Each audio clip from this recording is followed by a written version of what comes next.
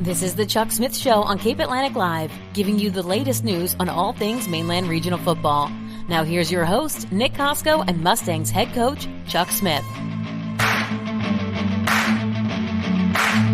What's going on, everybody? Welcome to the Chuck Smith Show right here on Cape Atlantic Live. I'm your host, Nick Kosko, with me as always for a nice little season wrap-up right here. Mainland head coach Chuck Smith, the state champion Mainland Mustangs, 14-0 NJ Group 4 state champions with a 56-0 victory over Ramapo. That was Ramapo's first loss. Tell you what, Coach, that was a game on paper that was probably going to be an absolute slugfest, maybe a defensive battle or a shootout.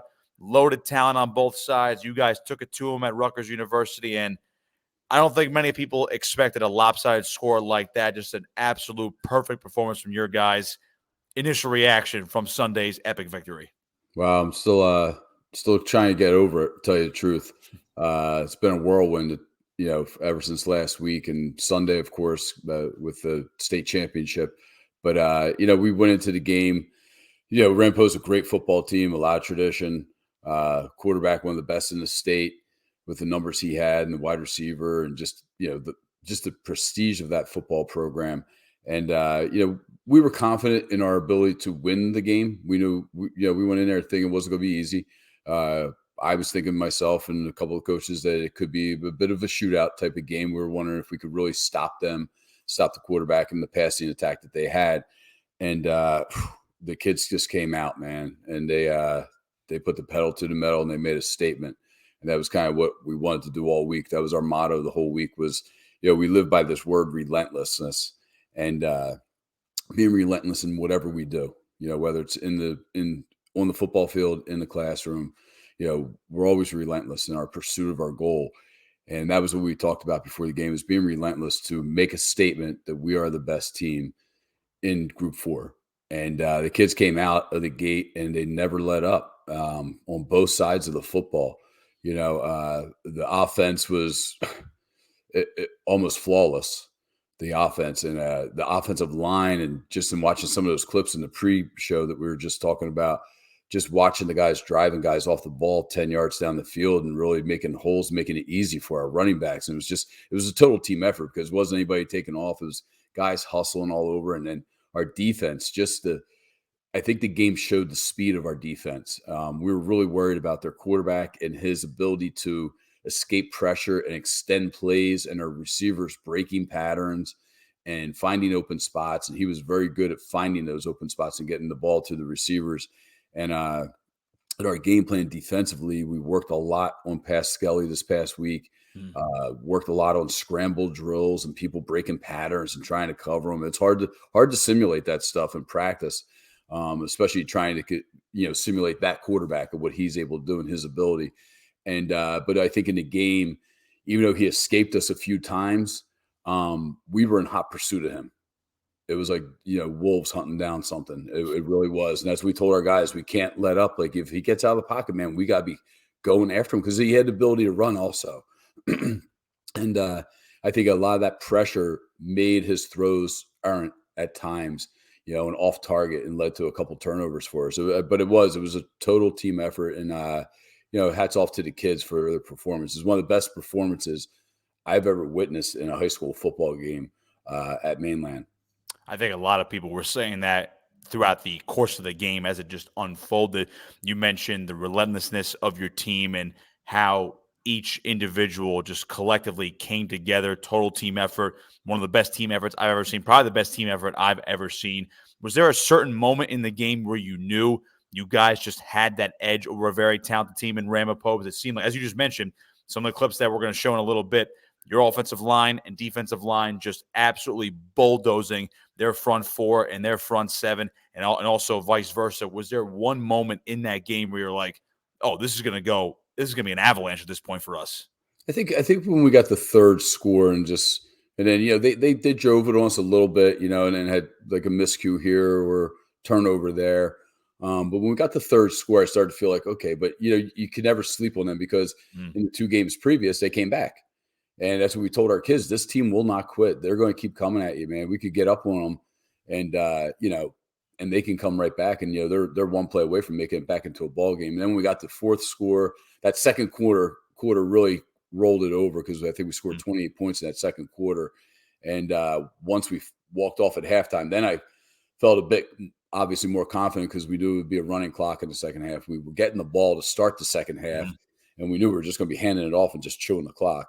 So it felt pretty good then. But really, it was probably like third or fourth score of the game where all of a sudden things just – you felt a little bit more relaxed. Not that we were relaxed, believe me.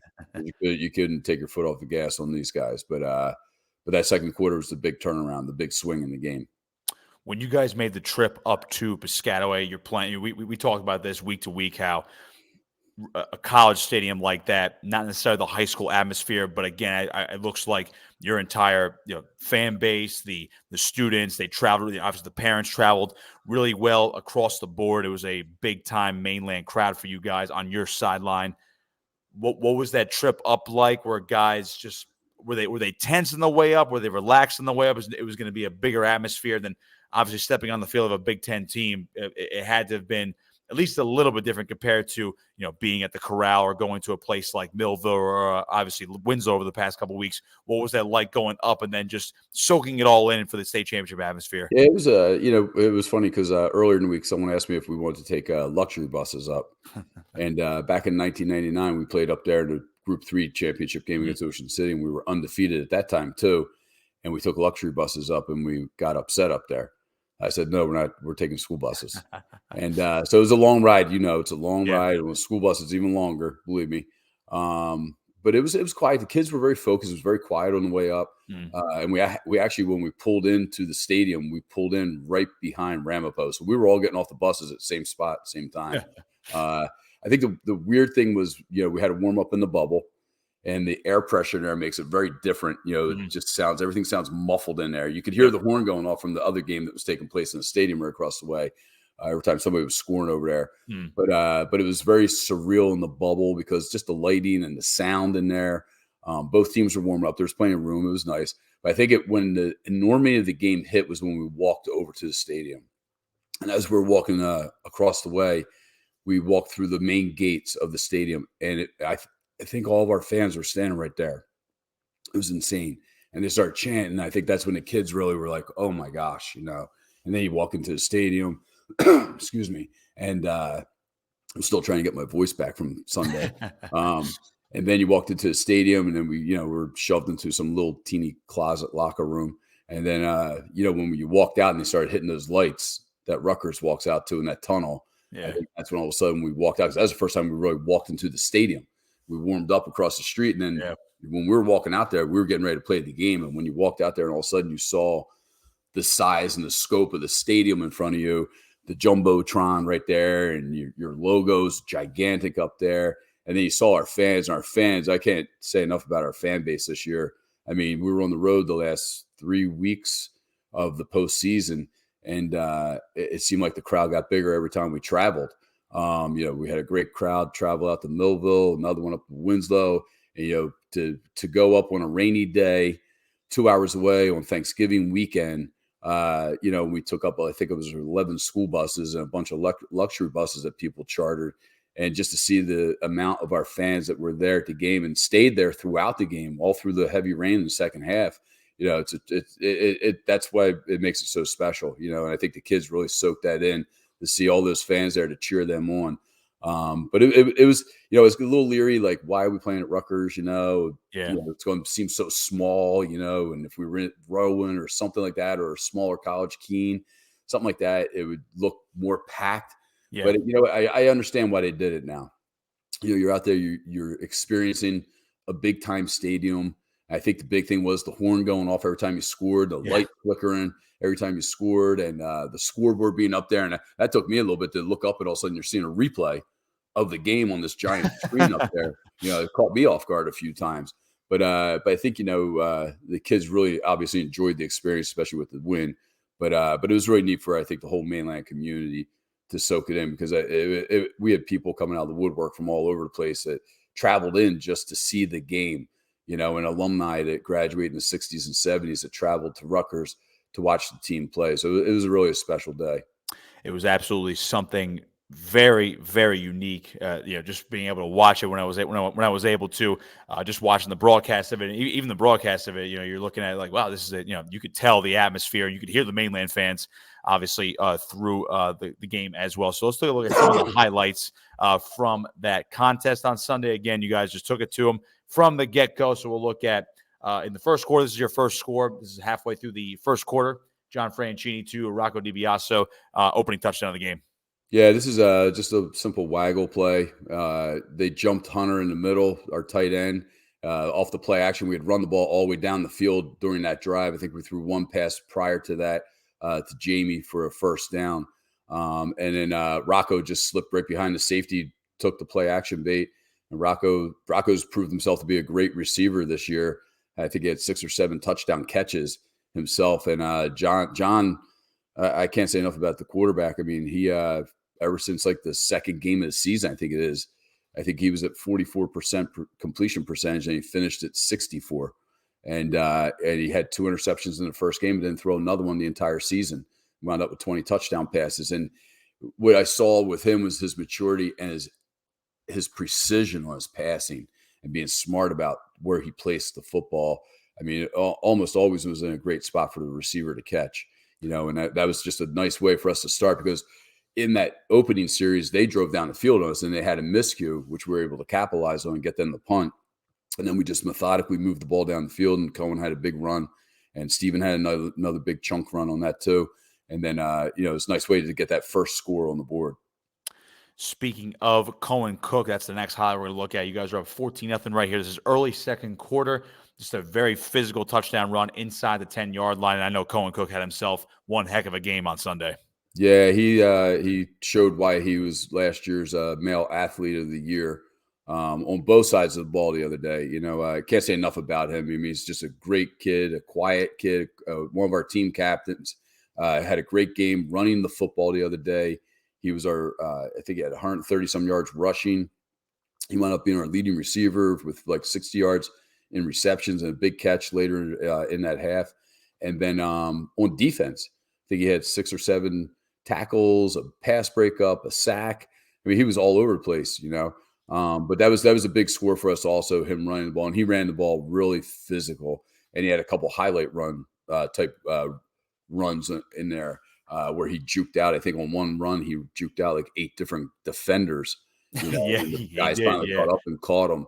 But the other thing about him is it's not just about him running the football or catching the football.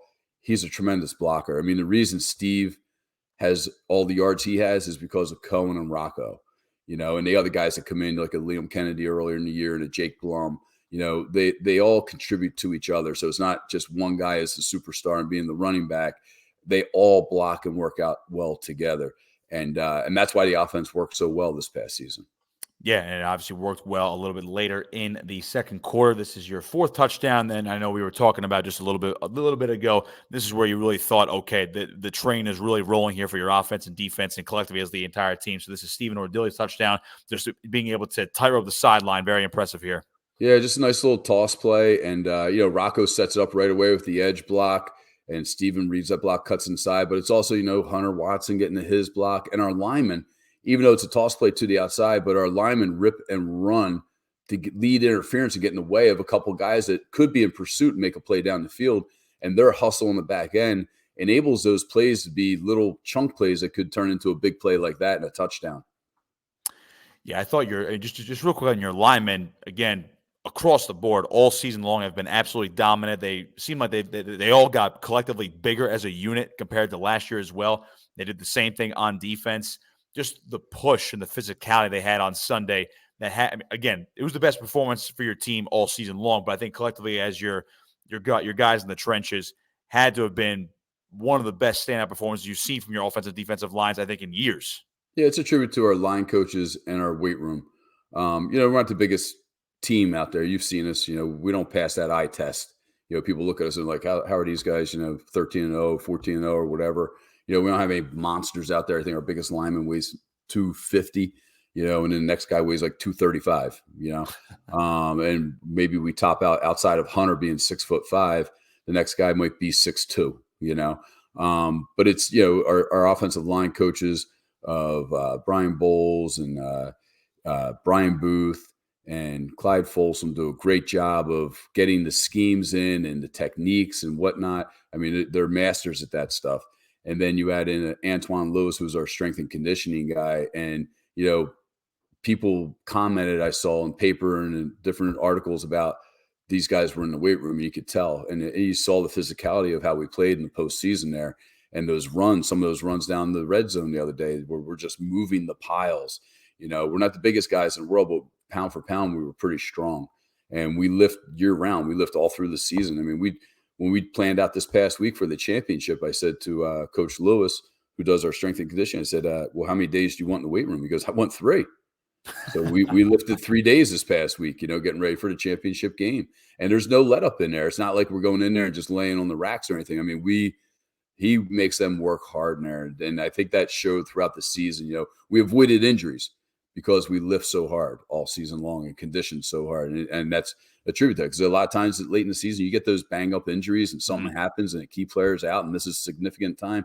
And knock on wood, we didn't have that happen this year. And I think a lot of that is because of our off-season and in-season weight program. A little bit of luck, but a lot of preparation. That's a lot of great stuff behind the scenes in the weight room for your guys. So look at highlight number 4. Also in the second quarter, part of that great 12-minute frame for you guys. John Franchini, again, you tipped your cap to him before of how much he's improved as a passer this whole year, especially down the stretch of the season. Just a beautiful pass right here, threading the needle to Jamie Tyson for the touchdown. Yeah, we're doing a lot of outside runs and off-tackle runs in the game. And obviously our offense has a lot of motion tied into it, being a spread wing T team. And, the motion just pulled that backside safety off a little bit. And that was coming out.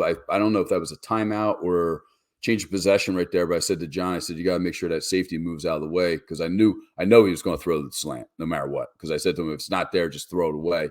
And that safety moved a little bit, and he fired a fastball right in there. And Jamie made a great catch, and then just a nice little juke move there to score his, I think it was like his 11th touchdown catch. Was that one of John's more impressive throws you've ever seen him throw over the course of his 2 years? That to me was the hardest ball I've seen him throw all year. That was the hardest pass I've seen him throw. He's usually a very pretty passer, puts the ball on spot down the field. He's very good at the precision stuff, like we mentioned earlier, like when he hit Cohen on a pattern later on. That was one of the few times I've really seen him thread a needle, and he like I said before, he became a man this past season as the quarterback and being a true leader, really a true leader. I mean, he had the leadership qualities last year, don't get me wrong, and all through this season. But just to watch his progression this year, take it up another level. And I really didn't know if there would be another level for him, but he proved me wrong. That was a great throw because we were trying to get that score up. We didn't want to take our foot off the pedal, knowing what they're capable of doing. And I think that was maybe I don't know if that was 28 or 35 right there, but that was a big score for us because that was right before half, right with it just maybe a couple minutes left. Yeah, that was going up 35-0, and then to go up 42-0 at the half. This is what actually led to it, but got to give a shout out to the defense. And, of course, Jamie Tyson, 12 interceptions on the year. This is that 12th interception. And, again, 90 seconds to go in the half, and he just kind of came up big again. Yeah, our entire defense did a great job in pass defense. I mean, Ramapo, the quarterback, threw for over 3,300 yards on the season. We held him to 50-something the other day. And that's a defensive unit that came together as one. That's not just the secondary, and the whole secondary played great between Jamie getting his 12th interception right there on great play. Antonio Tartaglia, our little 5'8" other corner, that people tried to test him and nobody really got him all season long. Just a tough SOB right there. Jake Blum, Liam Kennedy at safeties. Of course, Stephen Ordilli's the other safety. And, you got Cohen and Hunter Watson as our outside backers, and our defensive line, who did a great job of trying their best to contain that quarterback. And then, you add into that mix 2 very good high school linebackers with J.J. Sinclair and Rocco DiBiaso. It's just, they, as impressive as the offense was, and everybody talks about the offense because you see the scoring. Of course. Our defense was just as impressive, if not more impressive, the other day. To hold a prolific passing offense like that scores a lot of points to a shutout and only 50 yards of passing, that says something right there. Yeah, I think that's what really stood out most on Sunday. I feel like you guys could have scored 56 regardless, but it might have been a 56-49 shootout type of win. against Ramapo. The fact that you guys were able to shut them out, I believe that's now 5 or 6 shutouts on the season for you guys. 6. We just set the school record, 6 shutouts in a season. It seems like records were falling all over the place. Stephen O'Doy, the touchdown record for on the ground. Jamie Tyson, of course. I think he tied a South Jersey record in terms of his interceptions this year. So records all over the place. So with that, we'll take a quick break, and then we'll do a little bit more season wrap-up, look back, and then obviously look ahead to 2024. Never too early to look ahead now that the season's over. So keep it locked here. Chuck Smith Show right here on Cape Atlantic Live.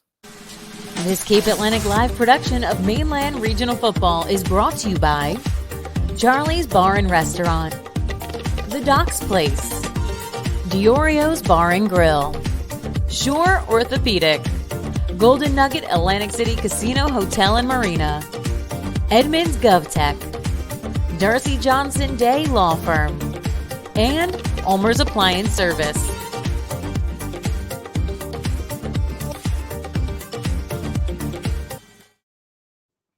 Welcome back to the Chuck Smith Show right here on Cape Atlantic Live. Nick Kosko alongside, of course, Mainland head coach Chuck Smith, the 14-0 state champion Mainland Mustangs, winners of New Jersey Group 4, one of the most impressive performances you will ever see on a high school football field. Well, in this case, at Rutgers University on a big stage. So, Coach, there's a little bit more on the season as a whole. And, of course, we'll look ahead to next year. Just a little bit. It is, we're not even at Christmas yet, but, the preparation always begins quite immediately. Just the season as a whole, there was never a close game, essentially. Maybe the first game against Washington Township at the Battle of the Beach, Hamilton on the road, 14-7. That was the closest game all year. And it's amazing when you look at that game in particular on the road against a very physical and a physically demanding type of team like that Mainland has known for a long time. Looking at that game compared to the rest of the schedule, people might say, what happened there? How do you sum up this season where how dominant you guys were? Even a game like that against Hamilton, which we talked about the other month on this very program. It was only 14-7, but you guys came through in the end. It just feels like you guys were able to win a bunch of different ways, despite the fact they were almost all blowouts this year. Yeah, it's a tribute to the kids, really. When they came into the program, this group were championship kids in the youth leagues. Summers Point group of kids won championships at every level in the youth program. Northfield was the same thing. Linwood was still getting their program back together because they were on the verge of folding at the time. And I remember, when these kids were 8th graders, they had the championship game at Mainland, and being out there and watching all these kids and praying that they would all be coming to Mainland, And I knew a lot of their families from older brothers and so forth were living in the community and knew their parents had them as students at one time or whatever, had coached maybe some of their relatives. And they came together, and we had those COVID years right away, and and we were, I think, 2-4, and then 4-6. And we played a lot of those kids early, and that doesn't always bode well. But I've always had this mentality, even when I was an assistant coach. If the older kids aren't really pulling their weight, and these young kids show so much promise and are almost right there, then play the young kids. Let them get the experience, and hopefully it bodes well. Down the road, and 9 times out of 10, that usually does work out. You take your lumps early, and you got to be willing to take those lumps, which is hard to do. And we took some lumps those years. We really did. We got, 2 years ago, Millville beat us 63-0 on their field, or 62-0, whatever it was. But those kids, they stuck with it. They had a vision. A lot of kids fell by the wayside on this path. It was too hard for them, or it just wasn't for them. Football's a different sport than most other ones. It's got the longest preseason, a grueling season, and then you turn around, you get a little time off, and guess what? You're back at it again. But it's a tribute to the kids and their work ethic, their dedication. And the one thing was their true love for each other. They were friends. And in the past couple of years, I really didn't have to deal with anything, outside of football. I didn't have to deal with discipline issues in school. I didn't have to deal with kids with bad grades. In fact, our report cards, we just did a grade check just a couple of weeks ago at the end of the market period. It's probably the best all-round report card we had as a team, with hardly anybody with bad grades. Everybody's A's and B's and maybe a couple C's here or there, and that's all we ask them is just try your best in the classroom. I'm not asking them to get all A's. Not everybody, school's not for everybody. We know that, but just do your best, be respectful in the hallways and outside of the field. And when you're on the field, man, you're dialed in. And that's what those kids did. It was a special group, a very unique and special group. Going into that last week, it was a hard week for us because you knew this was it. When you're in the playoffs, you always talk about, this could be the last game. It could be. And you hope there's going to be another week. So you don't know when the finality of it hits. This week we knew this was going to be it, and it was hard on the coaching staff. I mean, it was an emotional roller coaster. I was talking to Tim Watson on the phone the week leading into the Ramapo week. And I said to him, I said, Tim, man, I don't know how you're doing it. I mean, you have a son on the team, a senior that's leaving. I said, I found myself in my car crying, just all of a sudden think about these kids and what they've been through. Just tremendous, I'm glad that the kids had a big win on Sunday because it took the emotional part kind of out of it. It still felt waves in the third quarter when I was thinking, oh my gosh, this is it, but it was awesome. It was a special group, and the parents behind it, the supporter, even all these people that like the sponsors we have on this show and do the broadcast that you and Matt do so graciously for us. The community sports phenomenal. Like you saw the parade the other night, you caught part of it.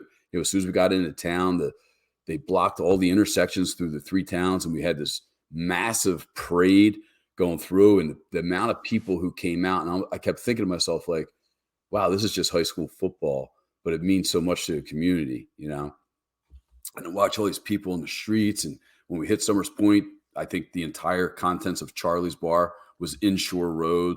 And we the block, and Gregory's is Inshore Road. And we turned the corner at the Circle, and Orio's is in the road, and just so much support and so much love. It's just awesome.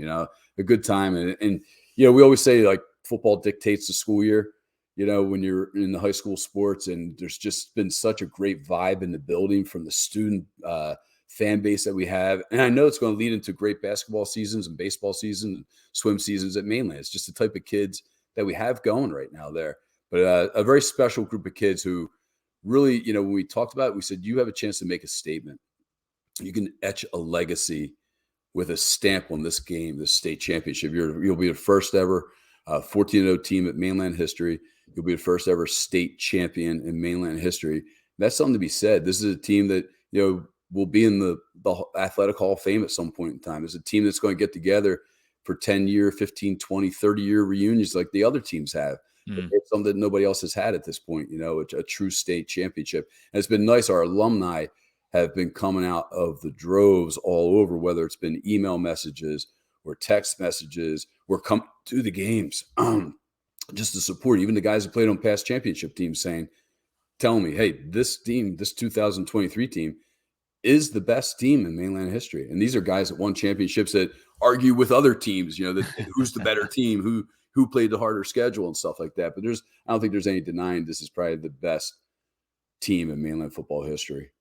Yeah, I got to give a shout out to Mike McGarry, the Press of AC, who wrote that great story about just reaching out to alums from the 60s, the 90s, even as recent as 08. I believe that was Brent Caprio's year where they won a sectional title as well. But of course, 2023 had the benefit of playing the 2 extra games, which is nice. But again, it's so hard to go 14-0 the way you guys did as well. And that I loved your summary of the emotions and how the team came together and how you as a staff just went on this roller coaster, and the fact that you guys ended on top really couldn't have ended any other way for you guys, the way you guys played all year. I think at least based on my observations over the past 5 to 10 years, definitely this is easily the best team I've ever seen on the field. I know recency bias is a real thing, but that's what I saw on the field this year. So next year, there's not much you could say about next year yet, other than the fact that here's who's leaving, who's graduating. I know the transfer, the quote unquote transfer portal is a thing. I know it's happened to high schools in the past. I know it's happened to Mainland and other local schools in the past as well, where kids either they come from private schools, they go to private schools, they go to other public schools because they move. Stuff happens in the modern world of high school and college football.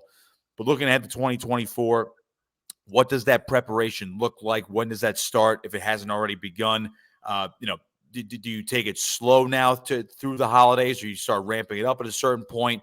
How do you make that transition now from we can celebrate this all we want, it's going to be etched forever in Mainland history, but when's it time to truly turn the page to 2024? Yeah, we're always looking at the future. It's just the way I'm built, kind of. I always looked at it when I became a head coach that I needed to go out in the community. I needed to see the kids play at the youth levels, and do those things and make sure the parents knew I was interested, and showing interest in their son. So, we talk about our team throughout the year because we're always trying to make sure we have pieces in place. So if God forbid something happened during the season, we have somebody to plug in, but we're also looking down the road, like who are we trying to develop to take over for the senior that's going to be graduating? What are we going to need? So I'll tell you the truth, man, probably a hour and 15 minutes on the ride home, we were already talking about next year as a coach, at the coaches on my bus. We were talking about, who's going to plug in at this spot and that spot. We have a lot of good guys coming back, but we're going to miss a lot of good guys too. A lot of really exceptional players and people, great quality young kids. But, and then, like I go out and see the youth games during the season. I try to always see when our teams play each other, Linwood, Northfield, Summers Point, try to get out to their playoff games and stuff like that. We reach out, have the kids come to school. We just had a shadow day at Mainland, where kids can come in and see the school and all that stuff. And then, I try to make sure I get to the basketball games, the junior high basketball games, because a lot of these kids play basketball too. And I know when Johnny Franchini was coming in, he was playing street hockey. And I remember going out to EHT to that megaplex they have out there and freezing my rear end off just to watch him play street hockey and a couple other kids.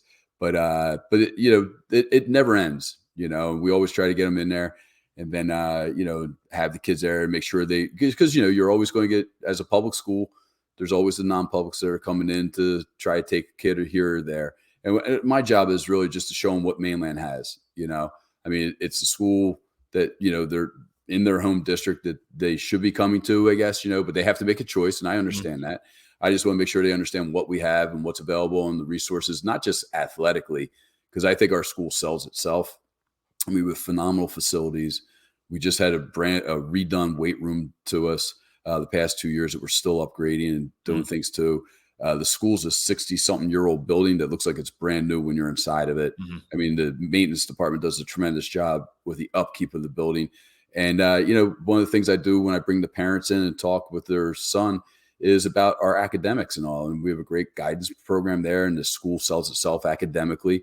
And even if you're not that academic kid, there's other programs and other venues you can go into at the school. So it's a year-round process getting ready for the following year. And right now we're going to give the kids some time off, enjoy the holidays, enjoy this season because it was grueling. 14-game season and preseason. We really started in the beginning of July with this, and then give them some time off, and then when we get back from the holiday break, 5:30 a.m. lifting, 3 days a week. Do it. I love it. That's the best. That's the best way to do it. Well, Coach, it's been a pleasure all season long, going back to the summer, following you guys all year long right here on Cape Atlantic Live, and of course through the state championship victory at Rutgers University, 14-0, 2023 NJ Group 4 state champs. That banner is going to be something at the Mustang Corral. Maybe a addition to the scoreboard, if I might add, just for 2023 at least. But I'm sure the celebration is going to be great through the holidays, and I'm looking forward to seeing what you guys do in the off season and what the rest of the Cape Atlantic teams and the teams across the entire state of New Jersey now will do to keep up with you guys in 2024. So I just want to thank you for a tremendous 2023 season for you guys and obviously for us on Cape Atlantic Live. Thanks, Nick. I appreciate you doing this every week. I like I said before, I can't believe the amount of people that watch this. I just thought it was like a fun little thing to do, and maybe the kids would watch it, but the amount of alumni and other people who watch this, and I know even when we were hitting the playoffs, like the coaches that we went against would comment to me about this because I guess they're scouting out and trying to find stuff on the internet, and this pops up. But I appreciate that, and you and Matt and the jobs you do with streaming our games, so people can see them. It's amazing to me when you go on, you click on the link to it, you'll see, 1,600, 3,000 people, 4,000 people have viewed the game. It's just tremendous. It's great that the kids will always have that there and that you can go out. During the playoff run, we had alumni tell me they watched the game in Belize while they were on vacation. One of my coach's father-in-law lives in Italy, and he woke up in the middle of the night to watch a playoff game, over in Italy. It's just awesome. This stuff wasn't around years ago. And it's just great that, now these kids can, have a venue or a plate like this that people can see this all the time. And it's awesome. It's a tribute to you guys, your work ethic, your professionalism with this. And I really truly appreciate it. Well, we appreciate it as well. It goes hand in hand. You know, you guys are willing to do this with us. It only makes the product better. And obviously, I could say, as you mentioned, basketball before, we're looking forward to the entire Cape Atlantic League in basketball, particularly Mainlands this year, considering I think half the football team is playing basketball this year as well. So we're looking forward to that as well. But, Coach, appreciate the time as always. You know, I can't wait till we do it again. And obviously, I'll see you around Mainland High School as we pop into the basketball gym as well. And, you know, maybe I'll catch a wrestling match myself or something like that. So, again, appreciate the time as always.